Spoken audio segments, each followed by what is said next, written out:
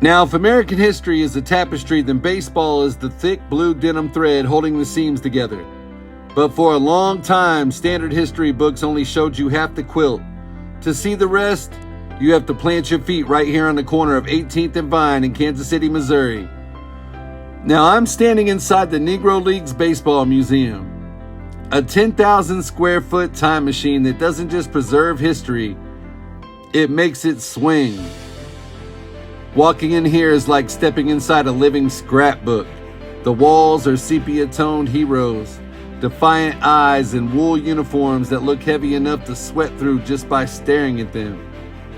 But this museum right here chronicles the beautiful, turbulent saga of black baseball from its 19th century roots right up until the 1960s. It's a story that's born out of ugly segregation, but what these players built out of that exclusion was pure magic. You see, they didn't just play baseball, they revolutionized it. And while the major leagues were playing a game of conservative chess, the Negro Leagues were playing high-stakes, improvisational jazz on dirt diamonds. It was fast, flashy, and fiercely entertaining. But the museum itself has a survival story that rivals the players that it honors. This went from a single room to a national treasure. Back in 1990, a group of legends, including the charismatic Kansas City Monarchs outfielder Buck O'Neil, they decided these stories needed a permanent home, and they started small, and by small, I mean a single room office in the nearby Lincoln building. It was so cramped in there that you couldn't even swing a bat without breaking a window.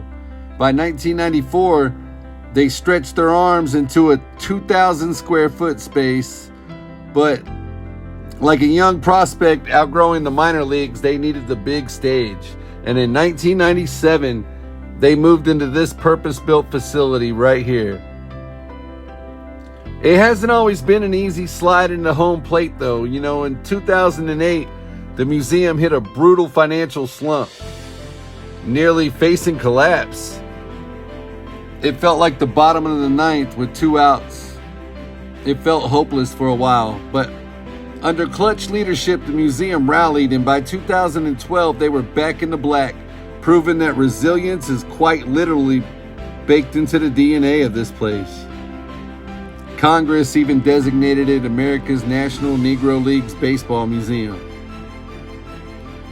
When you come in here, you walk the chronological path. You are separated from the center of the room by chicken wire.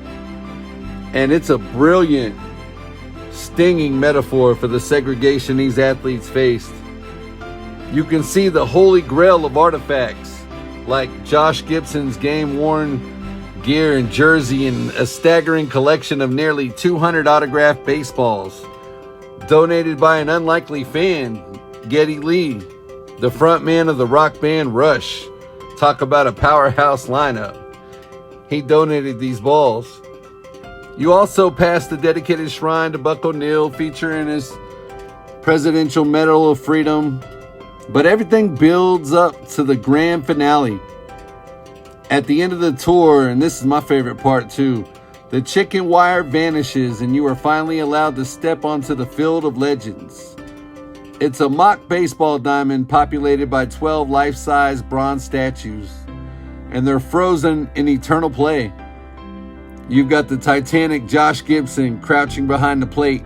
The legendary Satchel Paige is on the mound, mid-windup, a man who debuted in the major leagues as a 42-year-old rookie.